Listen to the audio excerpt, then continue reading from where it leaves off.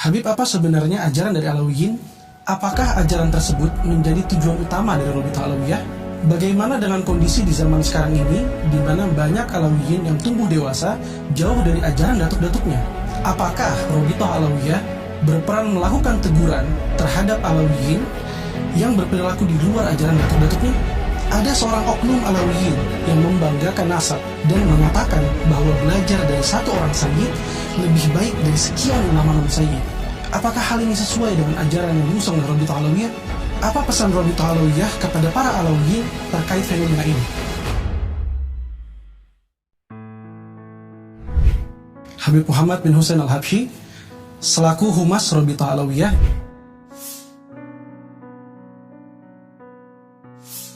izinkan kami mengajukan beberapa pertanyaan. Habib, apa sebenarnya ajaran dari Alawiyin? Ajaran dari Alawiyin, atau sering juga disebut dengan istilah Bani Alawi atau Ba'alawi, adalah mengikuti Thariqah Alawiyah. Kenapa kok dinamakan Alawi? Ada nama Alawi itu karena kembali kepada Sayyid Alawi bin Ubaidillah bin Ahmad bin Isa, sehingga anak cucu beliau disebut dengan Bani Alawi. Dan Thariqah yang dirintis oleh Sayyidina Al-Faqih Al-Muqaddam itu disebut dengan Thariqah Alawiyah. Itu ajaran untuk mengikuti syariat dengan cara yang beliau ajarkan untuk mendapatkan suatu cita rasa ruhani yang akhirnya akan menjadikan orang itu semakin dekat dengan Allah Subhanahu wa ta'ala. Habib Abdullah bin Umar bin Yahya beliau mengatakan, jadi intisari Thariqah Alawiyah itu adalah membagi waktu untuk mengerjakan amal-amal soleh disertai dengan peneladanan yang sempurna kepada Nabi Muhammad SAW, kemudian juga diiringi untuk menjadikan amal tersebut menjadi amal yang bersih, artinya memperhatikan niat sehingga amal tersebut jadi amal yang bersih daripada segala macam ujub, rasa sombong dan lain sebagainya. Itu mungkin bisa dikatakan intisari daripada Thariqah Alawiyah. Beramal soleh, meneladani Nabi Muhammad SAW, dan juga kita memperbaiki amal soleh kita tersebut dari mulai niatnya, tata caranya akan menjadi satu amal soleh yang betul-betul bernilai. Kurang lebih seperti itu. Apakah ajaran tersebut menjadi tujuan utama dari Rabithah Alawiyah? Rabithah Alawiyah adalah wadah untuk berkhidmat kepada umat secara umum dan kepada anak cucu Nabi Muhammad SAW, utamanya dari keluarga Pak Alawi secara khusus. Jadi Rabithah Alawiyah dari segala macam sisi, seperti baik kita khidmat juga dari sisi sosial, kemudian juga dari sisi usaha, pemberdayaan ekonomi dan lain sebagainya. Kita pun juga mengajarkan Thariqah Alawiyah. Jadi landasan kita di dalam kita berdakwah, menyampaikan ilmu, mengajarkan segala sesuatu itu mengikuti ajaran daripada Thariqah Alawiyah. Bahkan landasan kita di dalam bersikap pun juga mengikuti ajaran-ajaran daripada Thariqah Alawiyah tersebut. Selain itu pula, Rabithah Alawiyah pun juga mencatat dan menghimpun nasab-nasab daripada anak cucu Nabi Muhammad SAW, terutama dari keluarga Pak Alawi, yang memang ada catatannya, dan memang catatan itu bersambung dan bisa dipertanggungjawabkan. Itu termasuk daripada tugas Rabithah Alawiyah. Bagaimana dengan kondisi di zaman sekarang ini, di mana banyak Alawiyin yang tumbuh dewasa jauh dari ajaran datuk-datuknya?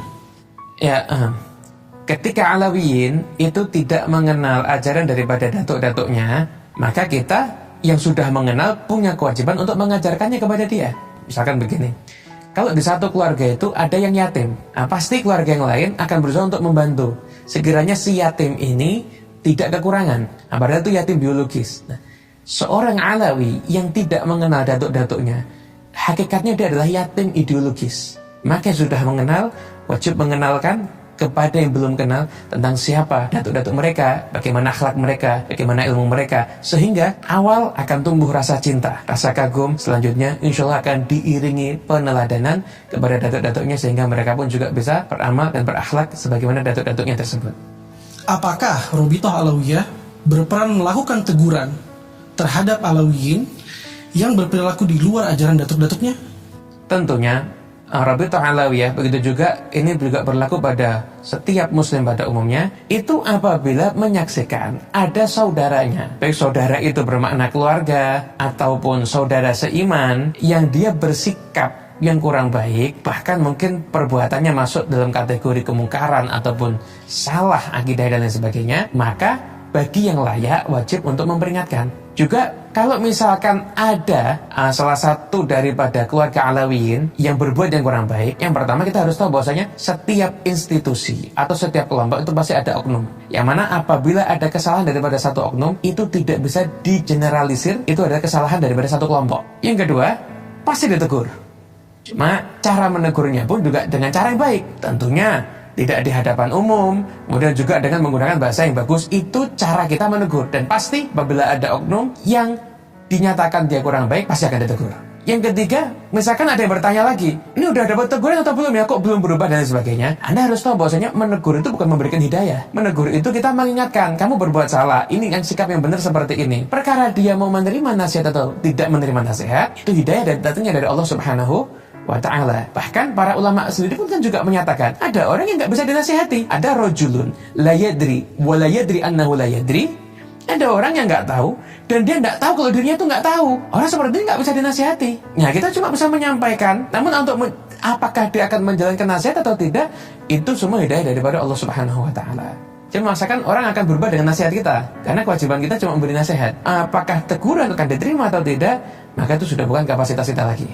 Habib, ada seorang oknum Alawiyin yang membanggakan nasab dan mengatakan bahwa belajar dari satu orang sayyid lebih baik dari sekian ulama non-sayyid. Apakah hal ini sesuai dengan ajaran yang diusung oleh Rabithah Alawiyah?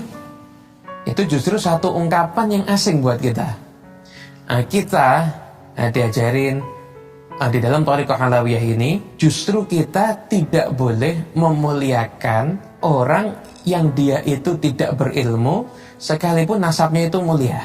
Itu ajaran Thariqah Alawiyah seperti itu. Dan itu pun juga termaktub di dalam kitabnya Al-Habib Abdullah bin Alawi Al-Haddad. Kitab Fusul Ilmiah disebutkan tentang hal itu. Jadi kalau memang dia bukan orang yang berilmu, nggak boleh diagung-agungkan, sekalipun dia itu punya nasab yang mulia. Nah sekarang, gimana sikap kita? Jadi sikap kita, apabila ada seorang yang nasabnya mulia dan dia juga punya ilmu, maka ini komplit ini. Ya kita ambil ilmu dari dia, kita ikuti dia, kita ambil akhlaknya dia, kita jadikan dia sebagai suri teladan kita. Kemudian, gimana kalau ada orang yang berilmu, berakhlak, namun dia tidak memiliki nasab yang mulia? Tetap kita ambil ilmunya dia, kita belajar dari dia, kemudian kita teladani akhlaknya dia. Sebagaimana para habaib pun juga berguru kepada non habaib. Itu di antara guru-guru Thariqah Alawiyah itu sebagian para masyayikh. Syekh Sa'id bin Isa Al-Amudi, itu juga ada dari keluarga Al-Khatib, dan banyak keluarga yang lainnya nggak bisa kami sebutkan satu persatu. Dan yang ada di Nusantara juga para Alawi berguru kepada para ulama Nusantara.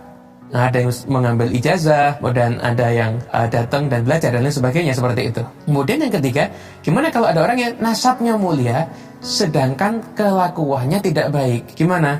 Maka kita menghormati dia sekedar dalam dirinya ada keterikatan dengan zat yang mulia. Kita hormati sisi itunya. Namun untuk sikapnya nggak boleh diikuti, kemudian nggak boleh diagungkan. Kita ya sekedar hormat aja karena nasabnya mulia. Justru orang yang memang bisa untuk menasihati, itu dianjurkan menasihati dia.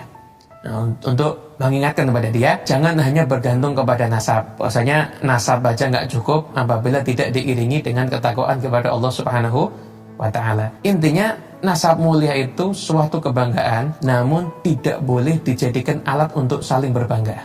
Dan kita harus bisa memisahkan mana orang yang dia bicara atas nama pribadi atau dia bicara mewakili kelompok Alawiyin. Nah, orang yang bicara mewakili kelompok Alawiyin itu ataupun mewakili kelompok Rabithah Alawiyah, tentunya jelas dia bicara tentunya dengan perkataan yang resmi dan disiarkan di jaringan media sosial resmi daripada Rabithah Alawiyah, baru dia bicara mengatasnamakan Rabithah Alawiyah. Namun setiap orang bicara tentang Alawiyin tidak bisa dikatakan dia mewakili Rabithah Alawiyah apabila dia hanya berbicara di ranah pribadi milik dia sendiri, kemudian sekalipun itu untuk disebarluaskan. Apa pesan Rabithah Alawiyah kepada para Alawiyin terkait fenomena ini? Saudaraku semuanya, utamanya para Alawiyin dimanapun antum berada, fenomena yang terjadi akhir-akhir ini harus kita ambil sisi positifnya, yang mana kita sekarang harus menjadi pribadi yang lebih baik lagi. Dulu kakek-kakek kita itu dicintai masyarakat karena kontribusi sosialnya nyata di masyarakat. Masyarakat menyaksikan akhlaknya yang mulia, ilmunya yang luas, kemudian bagaimana ketika duduk bersama datuk-datuk kita, mereka bisa mendapatkan solusi atas semua permasalahan hidup mereka. Kita sudah jauh berbeda dengan mereka saat ini. Karena itu semua kritikan kepada kita, jadikan itu semuanya adalah satu pecutan untuk kita menjadi orang yang semakin baik lagi. Bagaimana di kitab Ihya Ulumuddin pun disebutkan bahwasanya punya teman namun hanya bisa memuji apalagi menjilat, itu masih lebih baik kita punya musuh yang berakal yang bisa mengingatkan kita terhadap kesalahan-kesalahan kita. Mari kita belajar sekalipun dari orang yang mengkritik kita. Dengarkan kritikannya, kemudian jika memang itu satu kritik yang membangun, maka kita harus membangun diri kita untuk merubah menjadi pribadi yang lebih baik lagi. Jadikan orang yang melihat kita itu teringat atas akhlaknya datuk-datuk kita, dan juga teringat atas akhlaknya Nabi Muhammad SAW. Karena bagaimanapun juga apa yang kita lakukan itu kita mewakili daripada keluarga Nabi, mewakili daripada nasab yang mulia ini. Mari kita jaga nasab yang mulia ini dengan akhlak yang mulia pula. Terima kasih Habib. Assalamualaikum warahmatullahi wabarakatuh. Waalaikumsalam warahmatullahi wabarakatuh.